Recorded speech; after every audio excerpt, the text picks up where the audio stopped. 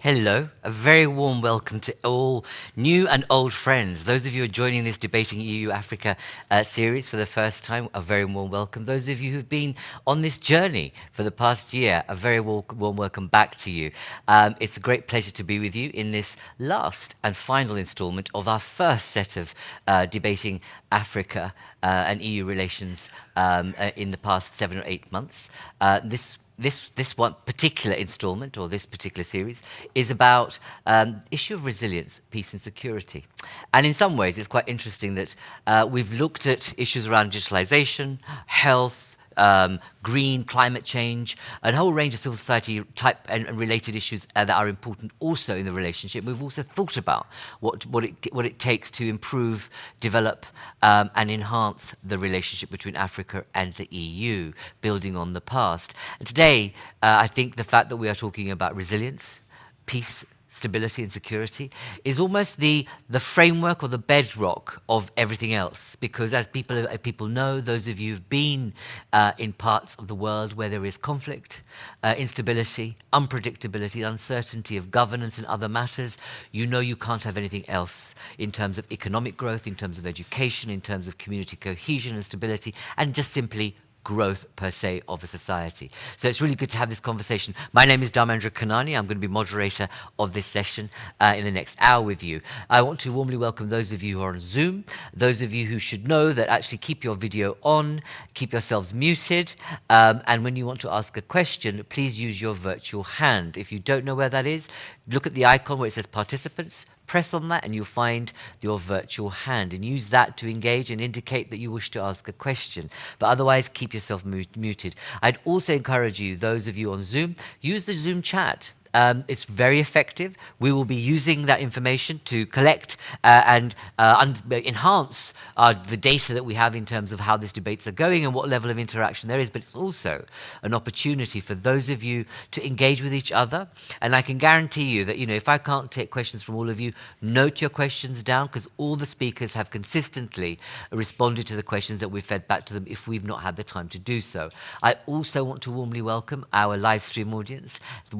Welcome to all of you. Thank you for joining us. You can also pose your questions on hashtag Debating Africa EU using our Twitter handle FO Debate. But don't hesitate to raise your questions too. I will try and attempt to get as many of you into the debate as possible, because this is about making sure we engage this multi-stakeholder group of people that we have both here on screen, on Zoom, but also in the wider audience, which I know reaches all parts of Africa, all parts of Europe, and actually further afield. It gives me a great pleasure now to start this debate and welcome someone who's been the star and anchor of this series, and that's Jutta Urpilainen, Commissioner. A very warm welcome to you, Jutta. Happy New Year and welcome back. Happy New Year, and it's great to be back. I'm so delighted to be here again today and also continue our debates, and again with an extremely important topic.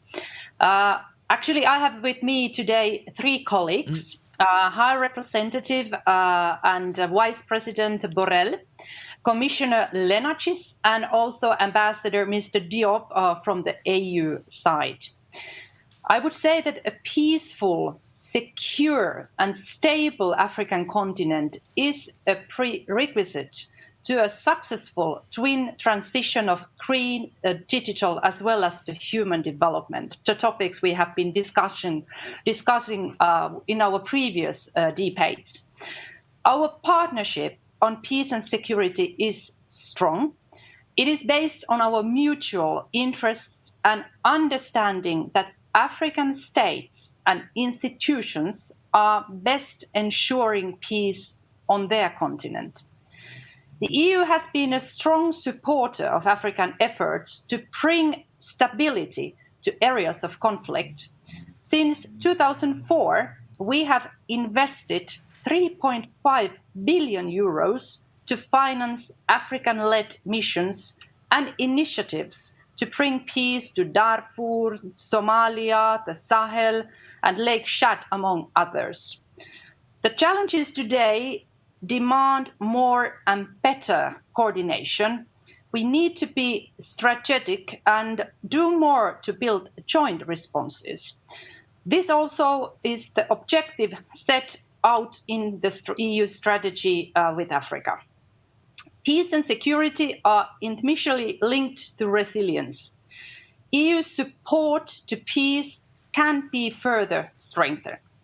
And I think this might be the core of the discussion today. Of course, this means prevention, resolution, and stabilization by well-targeted humanitarian development, peace, and security action.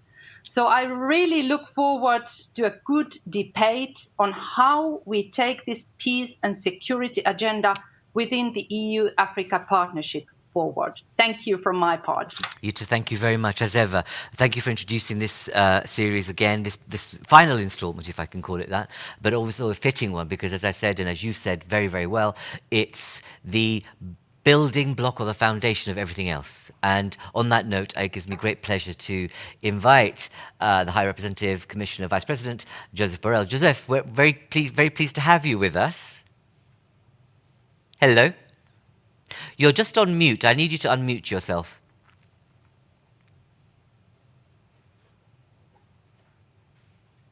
Nope, you've just done muted just one more time. There you go. Now? Lovely. I good? You're good. A very warm welcome to you, Joseph. Thank you for being with us and making time for this conversation. You've heard from Jutta. You know what this series is about. You know, we have in this audience people from all over Africa, the world, civil society, private sector, public sector, etc. And I think people will want to hear from you. Is that given your role, given the history and experience that we've had in Africa-EU relations to date on this subject matter, and in the context of one of the harshest economic crises that we've experienced, and a health crisis, and so on, everything's been written about this. It's been one of those kind of epoch-making years last year. From your perspective, you know, what's your take on the things that we need to be thinking about as we move ahead? Having learnt the lessons of the past, we know there's a change in leadership across the pond in the US. We know what's happening elsewhere. But in terms of EU-Africa relations, say a little bit about your level of optimism and what you think are the kind of flashpoints or the things that we really need to be thinking about. Well, let me start with some figures. Mm-hmm. Let's go to facts, yes. Because we can say that peace and security is very important. Very important. What does it mean? Let's go to reality. And yes, it's true. It's very important because we are quite engaged. You see the Sahel, to the Cape Horn, from Bangui to the Cabo Delgado in Mozambique, we are there. Mm-hmm. And we have been spending through African Peace Facility, which now has disappeared in the future budget, but until now, on security, we have been spending more than 3 billion of euros. And we have 10 missions, 10 common security and defense policy missions, and it makes 2,000 soldiers, police officers, which in some cases are more or less the same thing as soldiers, and other civil servants. We are in 30 African countries to support conflict resolution and conflict prevention. And now we have created a new instrument, the European Peace Facility, that will enable us to be more effective. It's going to fill a long-standing gap between our capacity to train and our limited ability to equip. To train soldiers, but not to equip armed forces, was clearly a gap. Mm-hmm. And now we expect to be able to fill in this gap through this European facility to support peace operation in Africa. Second, prospects for the future. Well, the needs are so big that we need to engage further. And let me explain how I see this further engagement, or why we should further engage.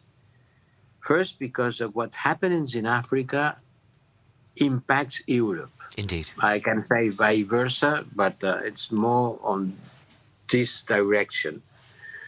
The security of European people starts very far away from their natural borders. And Africa is an issue of security not only for the Africans, but also for the Europeans. Instability and insecurity in Africa is not just an African problem. So ensuring long-lasting peace and stability and security in Africa is a shared interest. But African problems call for African solution. African states, supported by regional and continental organizations, should be able to secure, to be the main actors at least, of their stability and security. No solution can be imposed from outside. The Africans cannot expect, they don't expect, but they should not be expecting that someone else will solve their problems. We can help, but the solution has to be an African one. Third, the need to adapt. We are facing a changing nature of the threats. The threats are not the same. They change very quickly, quicker than our capacity to adapt. And we have to speed up this capacity, have to increase our working methods according with the issues like terrorism in the broader sense of the word, hybrid threats, and cybercrime. And we need to better link our CSDP missions and the African-led support operations to peace. And on that, I cannot be satisfied of the link between our CSDP mission and the African-led peace support operations. I think that we have to go to become more strategic in our cooperation. Turning to the European Union only to finance after a decision is taken, it's not the kind of partnership we want. And it would not allow us to be part of a coherent policy on security and development and human actions. Because humanitarian actions, development, political activities, and security, it's a complex set, which is a whole. You know, you cannot consider security as something different of development because both things go together. And in order to make these things go together hand in hand, you need to engage with a strong political commitment and good governance. And I'm saying on the last days to many African governments, we are ready to support you, but we are going also to ask a better delivery on good governance parts. We are not, and we don't want to be firefighters who are only there when there are violent fires that has to be extinguished. When I said a more strategic approach, it means that we should be driven by the principle of anticipation, not being called when there is a fire to extinguish it, but to prevent the fire. We need to work more on conflict prevention using the big number of tools that we have at our disposal. And when I'm saying a big number, immediately someone says, give me a couple of examples. Okay. Mali. We have been playing a central role to prevent a collapse of the state. Without the intervention of the Europeans, broader sense, institutions, member states, Mali state would not exist, would have collapsed. We have been mobilizing an integrated approach covering political dialogue, development, security, and stabilization, as well as humanitarian aid. And still there is a lot to do. But without mobilizing all these tools, the situation in Mali will be not much worse. Okay. The Mali state itself will not exist. And then a more recent example is the Central African Republic. The Beku Trust Fund, the first European Union trust fund, totaling currently almost 300 million euros, was set up in 2014 and has contributed to bridging the gap between humanitarian and development needs and bolstering the implementation of reconstruction projects based on what we call the LRRD model, no? Mm-hmm. linking relief, rehabilitation, and development. Relief, rehabilitation, development. And now we launch a new civilian advisory mission, a civilian mission working together with our military training mission to make sure that security forces become more reliable and accountable, because the security forces also have to be accountable, hence contributing to the lasting peace and security in the country. I said many times that some wars, you don't win the war without winning the peace at the same time. It's not just a matter of sending military troops and police. You have to deliver public goods, such as health and education mainly, in order for the population to understand that there is political structures that are working on behalf of their well-being. And let me end by a remark here. I think this remark is important. There's no peace and security without development, and vice versa. Development requires investment, requires financial resources, technological capacities. This will not come without security. And in order to keep security and peace, you need development.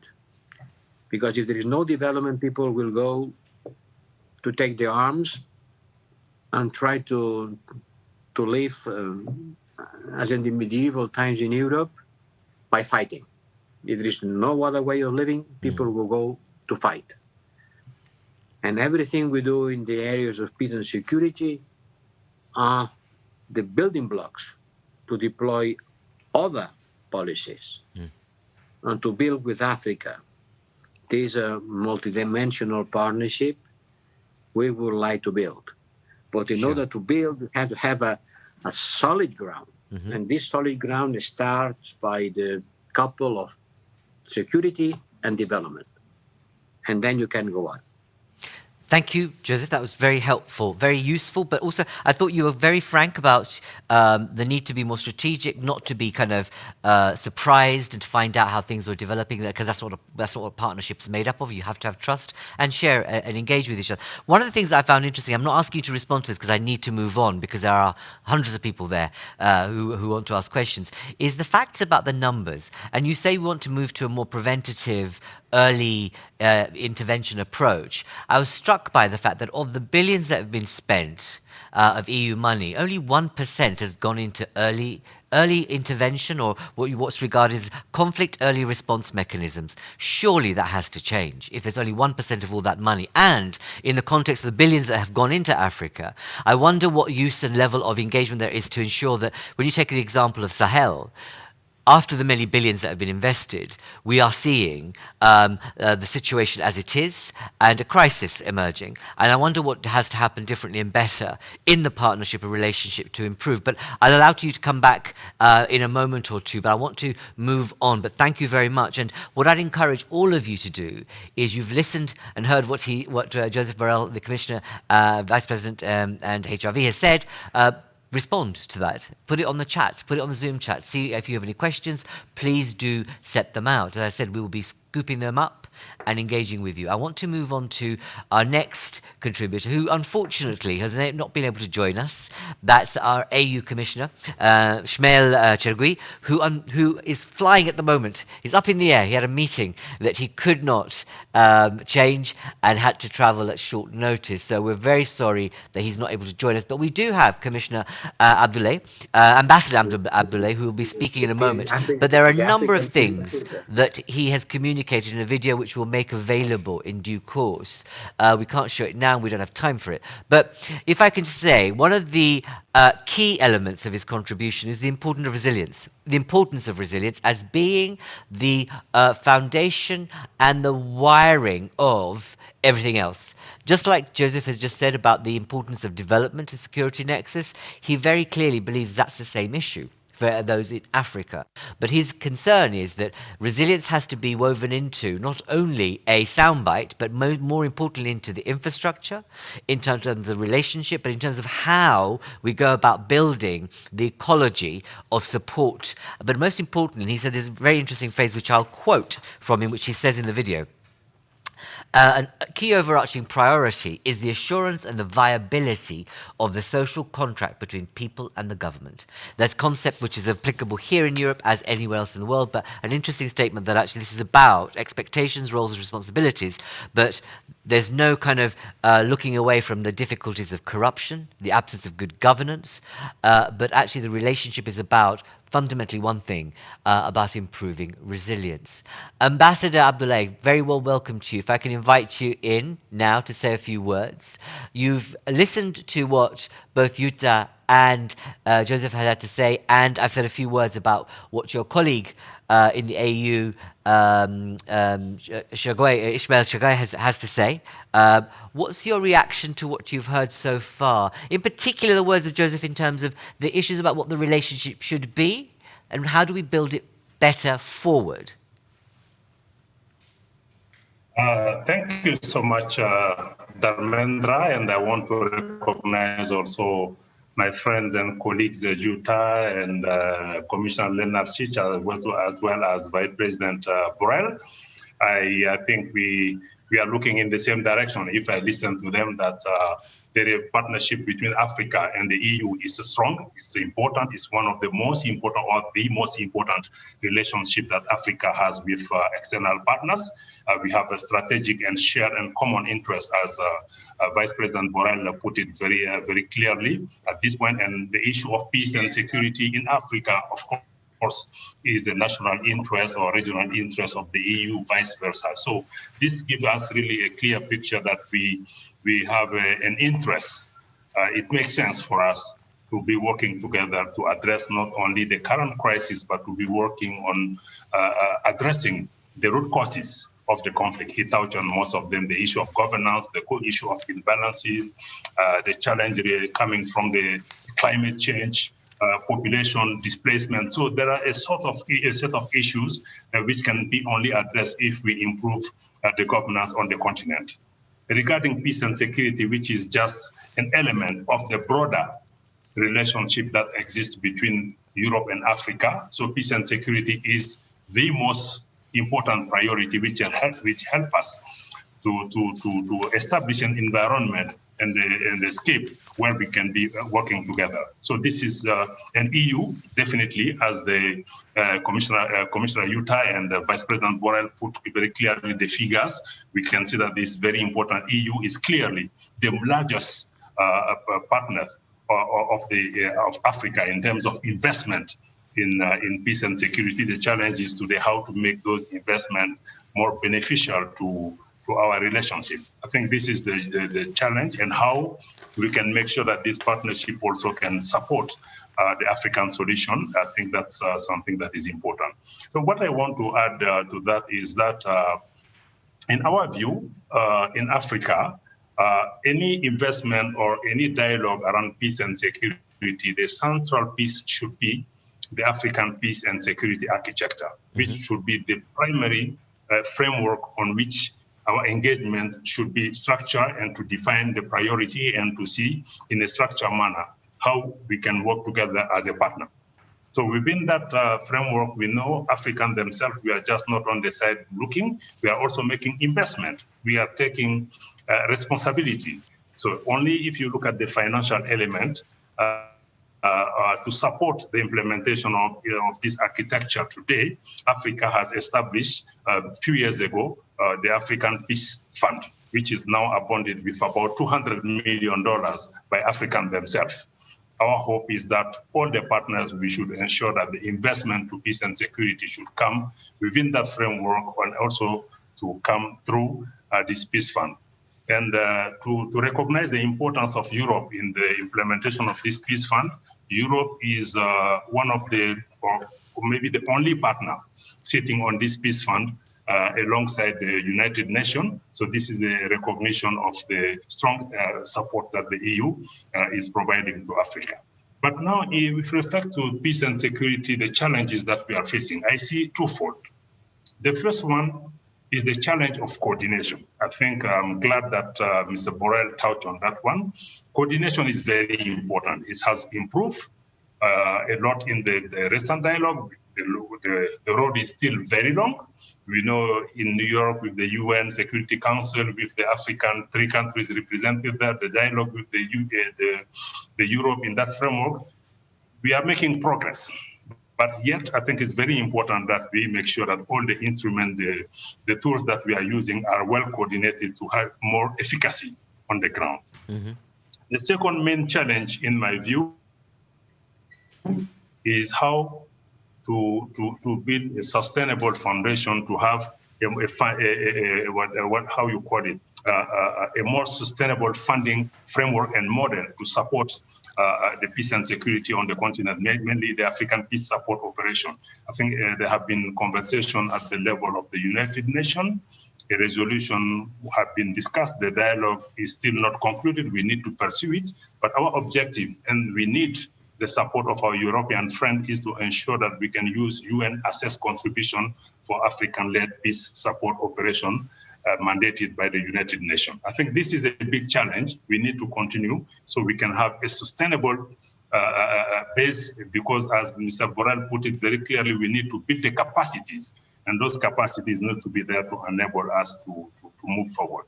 So, and I think there is also a willingness on the African side to make sure that we can move toward having highest ambitions and to have a relationship and a partnership which is more result-driven and which can be definitely mutually beneficial both to Africa and to Europe. And with this new commission, we have seen that there are strong signals. Mm-hmm. The president of the European Commission, her first visit was paid to the African Union Commission in Ethiopia. And we hope that we have now a strong foundation to move toward the dialogue that we aim to have next year with our European colleagues.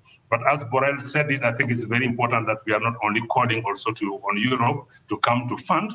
On our side also, I think it's also very important. We are also claiming to have a strong dialogue. Indeed. The dialogue should not be only on the operations, but it should be also on the causes of this conflict, the governance issues, and the prevention. I'm glad that you touched on the prevention. Indeed. Because if you look at the investment today, we are only investing 10% globally on the prevention, while 90% is going into peacekeeping operations. Across the world, indeed. Yeah. Indeed. Yeah. And thank you very much. This because I'm so keen to bring others in. We're running out of time, as ever.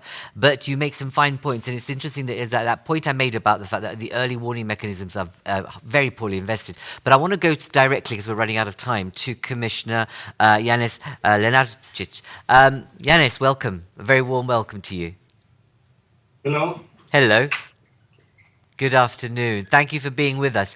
Janez, you've heard so far of a range of contributions, both some from your own colleagues within the Commission, but you now have heard also from Ambassador Abdoulaye. Given where we are, given the role that you play, and that point about prevention being a key element, what's your sense of optimism, but also, as I was saying to commissioners before, what do we need to be thinking about in this relationship as we move forward? Well, thank you, Dharmendra.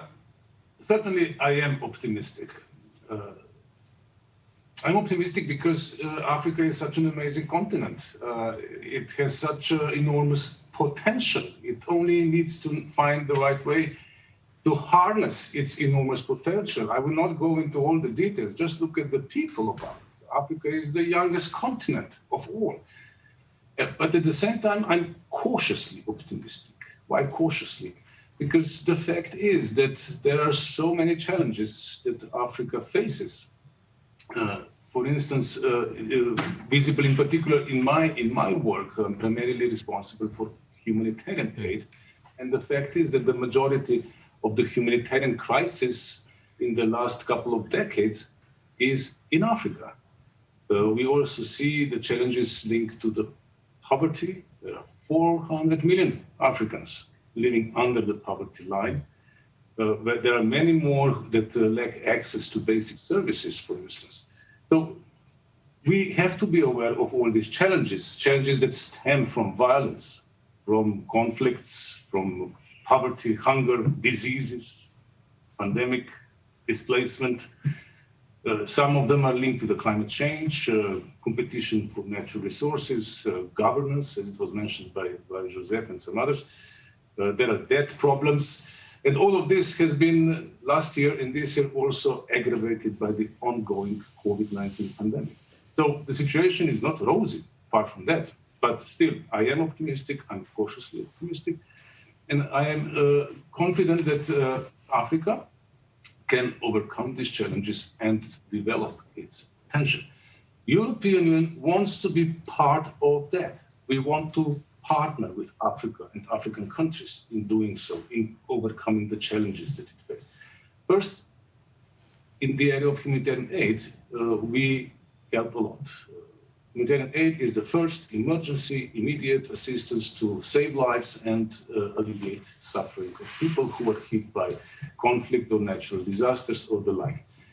European Union and its member states combined represent the single biggest humanitarian donor in the world. Mm-hmm. It's 43% of this humanitarian aid goes to Africa. Second, with humanitarian aid, we only, as I said, try to save lives and alleviate suffering. So we actually try to address the immediate symptoms. But we want to do more. We want to address the root causes that Ambassador Diop mentioned. We want to look into what are the root causes that lead to symptoms like that and tackle them together with our African partners. It appears that these root causes are linked to multiple, various complex drivers that have to do a lot with economic, social, and governance factors, and in many cases aggravated by the climate change, and most recently by the pandemic, which has caused social and economic havoc worldwide and also in Africa. But we also, in addition to looking into the root causes so as to address the reason for the troubles and challenges, we also have to understand that there will be disasters, natural or man-made, that will come. Like this pandemic came out of the blue and affected the world. And we need to get better prepared. It was mentioned before, and it is the core, the heart of the resilience is preparedness. We need to be prepared. We like to work with our African partners to prepare, to make them better prepared for the disasters that may come. Natural disasters, man-made disasters, conflicts, and the like. Because preparedness has a lot of advantages. First of all, it's cost-effective. Sure. As we say, every euro that you invest in preparedness or prevention saves up to €7 that you need to mobilize when you deal with the response to a disaster. So climate change will bring about a lot of challenges, in particular in Africa, and we want to work with our African partners to instill this resilience so that there is less damage, less casualties, less victims in the disaster that we surely all can expect worldwide, in Europe, in Africa. So the point of our approach, the crux of our approach is we want to work in partnership together with African countries. And at the same time, we want on our side to work very closely together. That's why I think it's very good that you assembled us, Jutta and Josep and myself, because we three represent on the European Union side the link between humanitarian development and peace elements of the comprehensive approach to peace and development. Thank you for saying that. It's excellent. And that is, even as a think tank, we've been saying about the nexus for humanitarian aid, development and security and peace matters and resilience being the nexus of what we do, not only in Europe, not only in Africa, but also in Europe too. And I'm interested in what you had to say there about prevention. I think the question will be in many people's minds, and this is not to answer now, is that how do you shift that investment pattern from prevention to just crisis management? It's difficult, it takes time, and it takes a lot of resilience, actually, and temerity to make sure that you can just deal with the uproar of folk as you're trying to get somewhere else, which is a much more resilient future, but more preventative in focus. I want to move to you, colleagues, on Zoom and on our live stream. Take the opportunity, raise your hands or put your question in. I've got very limited time, but I want to take as many of you as I can in the limited time that I have. I want to start with Manal. Manal B? Are you there, Manal? Hello. Hello. Hello, I can hear you. So what I'd like you to do is, because I to be a good citizen, right? Be really brief. Okay, get to the point. Come on. Okay, so my name is Manal Benani. I'm from Algeria, and I am a doctor, but also I'm an advocate with Young Mediterranean Voices. I'm currently doing a master's degree at MEDAC. And my thesis, my research question will be around migration and how did it manage to shape the relation between African Union and the European Union.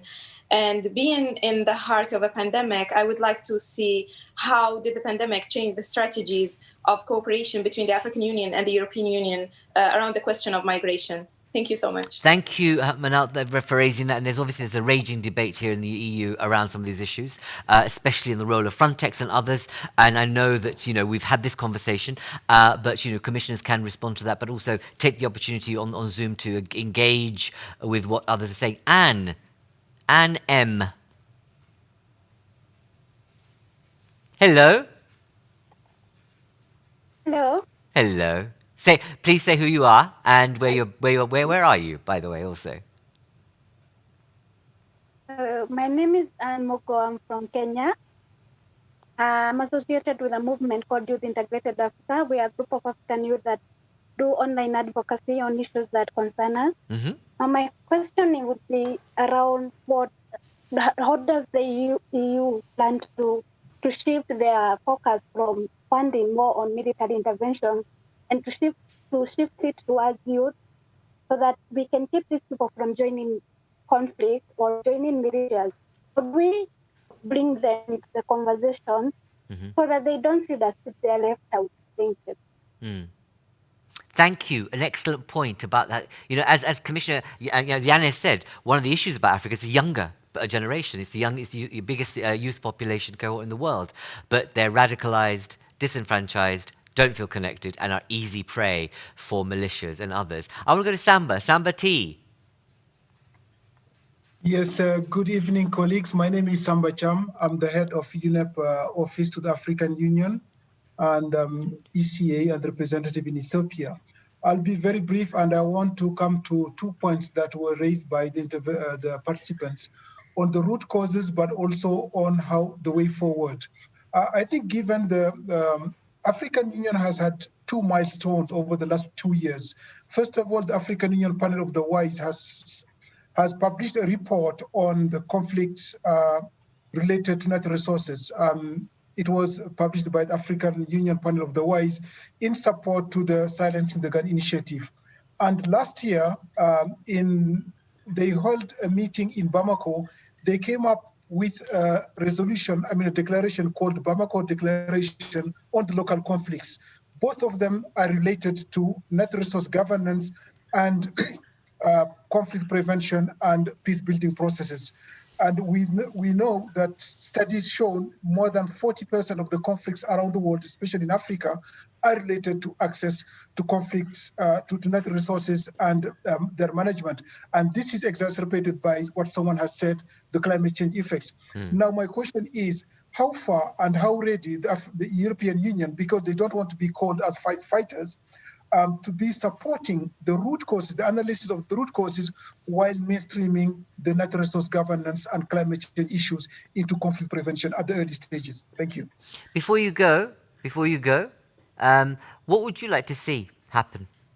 There's you're raising the point, but this series has been about, how do we build better the relationship between EU Africa? Just say very briefly, what would you like to see happen? What I want to see is, if you look at the conflicts in Africa, if you bring in the environmental angle, the natural resources can be the causes of conflicts, but they can also contribute to the peace building, but they can also exacerbate. If you look at the case of Darfur, in the past, UNEP and European Union developed project in the Wadi River to bring people together to discuss around natural resource conflicts management. But if you look at the Central African region, if you look at what's happening in DR Congo, some of the conflicts are very much related to the accessing of the conflicts. If you look at the South Sudan, people may think of the governance or access to power, but there are mineral resources related to that. Indeed. So what I want to see is to see how we can mainstream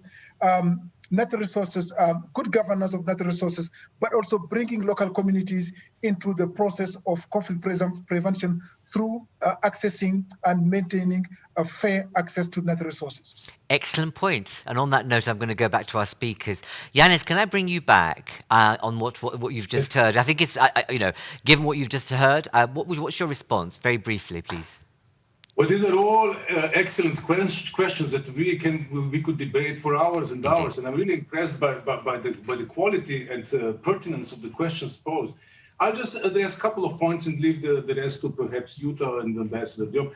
On migration, one thing that I would like to be very clear here: the European Union is committed to remain open to all those who are entitled to international protection. Refugees and the like. So those who are fleeing oppression, who are fleeing deadly threats and things like that, European Union has to remain open to provide them the protection to which they're entitled to under international law. And the rest is migration. Migration is different phenomenon.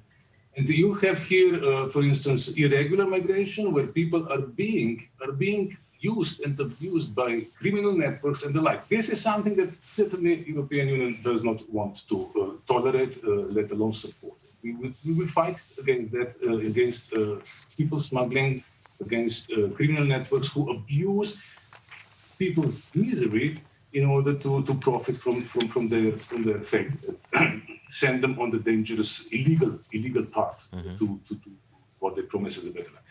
There has to be, of course, the room for regular migration. European Union has been working on that.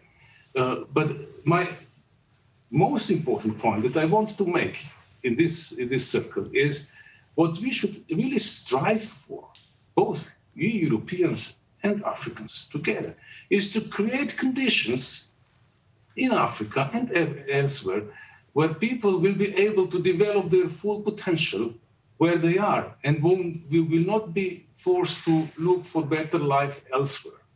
Okay. That should be our ultimate goal. And as I said, Africa is the youngest continent. Yes. It is enormous potential, but this potential, in my view, has primarily to be realized at home in Africa, to make Africa what it should be, a prosperous home for all its people.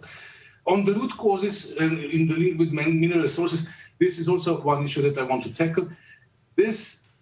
What is a potential on one hand for Africa, for instance, it's biodiversity, for all mineral resources. Exactly. Also, it can also be a curse if it's not managed properly. And of course, this is the primary responsibility of the African authorities to make sure that these enormous resources are used to the benefit of the people of Africa. And the European Union should help in this endeavor. And we're trying to help. For example, I will just mention the so-called Kimberley process. I'm sure you are familiar with it. It sets the standards for the international trade in diamonds, banning the sales of diamonds that are excavated Indeed. in a criminal and manner. So this will be some of my comments. Thank you, because I need to move on. No, that's really, and what can I say to all of you? I know that, sometimes we think an hour and a half will be better and we think it's too long, but now this, for this one, perhaps we should have had an hour and a half because there are so many hands up. Well, can I just say to all of you, I'm not going to be able to take all of you, so please do note your question on the Zoom chat and we'll make sure we pass them on. Ambassador Abdoulaye, I want to come to you very briefly again to respond to what you've heard also before I pass back to Joseph and Jutta finally.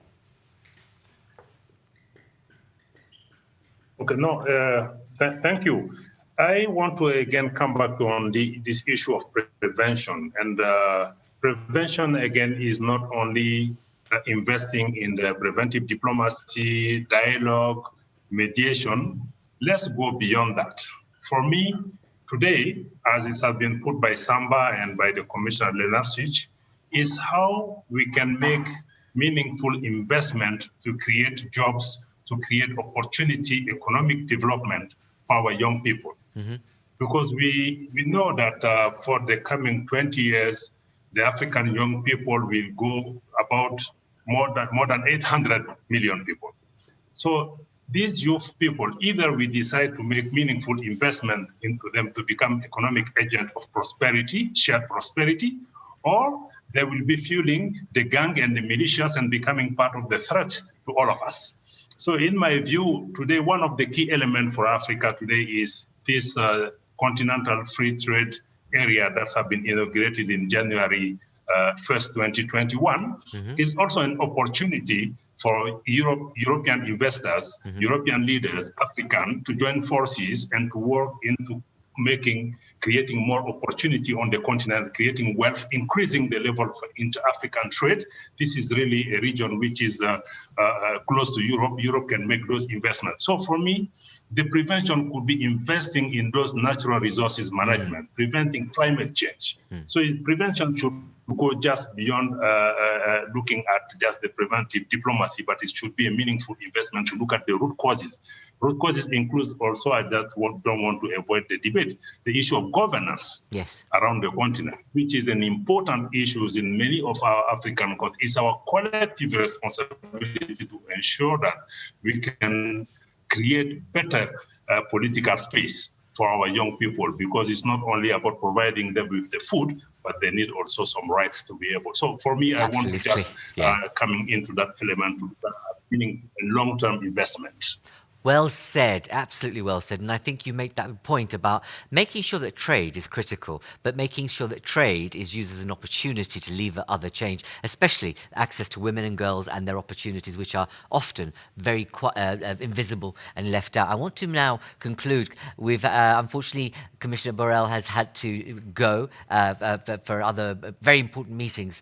He's very sorry not to be able to continue in the debate with us. But I want to move to Jutta. Jutta, if I can ask you to just reflect on this particular debate before we wind up and wrap up this particular series and kind of refer to some of the key messages that we've learned over time. But in this particular debate, just over to you, just to say a few words by way of concluding your thoughts on what you've heard so far.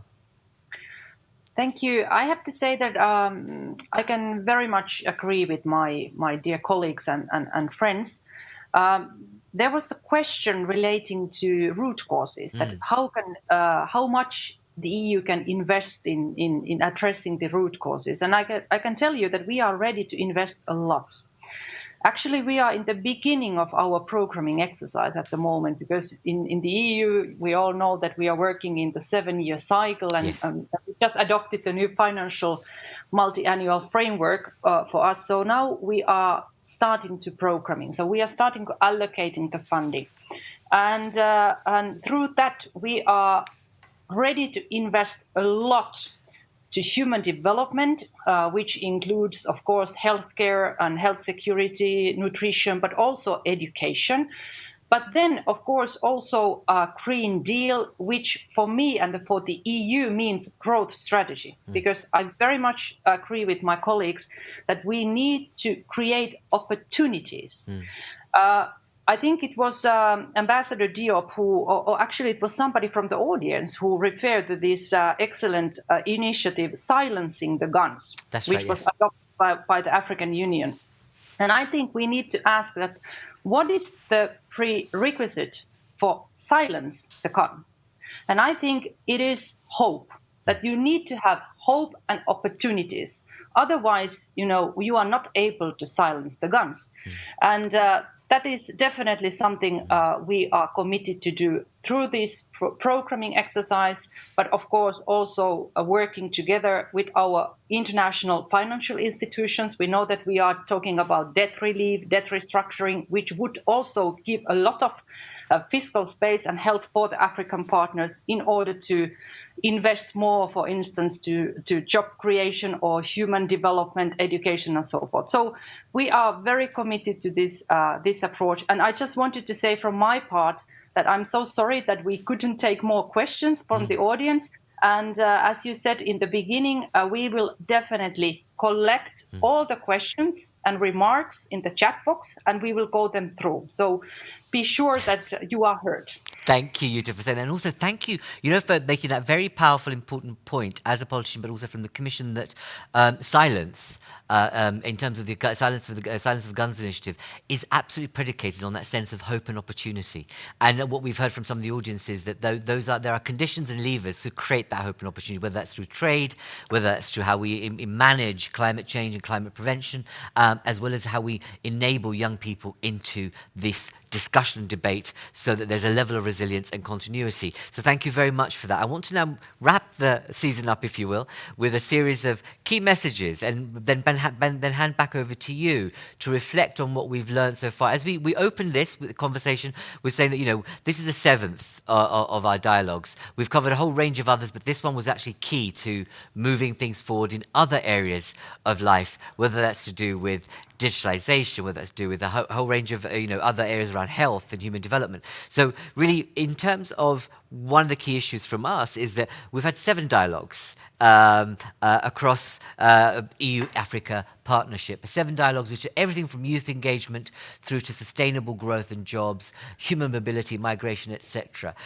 We've not only engaged European countries, but across Africa. We've had 38 countries across the piece engage in this, as well as hundreds and thousands of people viewing this, 1,300 as the community that we've built in a very short period of time. And we know that this is growing at pace. And we know we've enriched the dialogue because, as you've seen today, those of you who can see on screen, we have people from all over Africa and elsewhere, but we have young people, civil society, activists, government, ambassadors, public institutions, all have been engaging in this. So in a relatively short period of time, Jutta, this has been a huge success when you think about the fact that we moved online. And we know that some of the viewing figures have gone into the thousands on live stream, and we've had over 200, 300 sometimes people join this debate. Over to you, Jutta, to say a few words by way of concluding this series, but also how we move this forward. Thank you very much. I would say that it always seems impossible until it's done. So this Nelson Mandela's timeless quote captures the feeling I really have, because it was just 2 days after we had published our proposal for the new strategy with Africa, when WHO declared COVID as global pandemic. And of course, this changed everything in March, including our plans to engage face-to-face with our stakeholders on our strategy. So I would say that today's meeting marks the end of the first round of our online debates. It is a good time to look back to some of the key takeaways, like you already did. So over the course of the past 8 months, we had 7 debates. Today is the 7th one on the key priorities in the proposed strategy with Africa. And as you remember, we started with young people and with a great energy. Yeah. altogether, the engagement of young people in the debates was very impressive. We will definitely continue building future together. And I think it was present also in our discussion today. Another key issue is women empowerment. We didn't discuss about it today, but I think a lot in the previous debates. The priorities from digitalization to creation of skills and economic growth must also reach all women.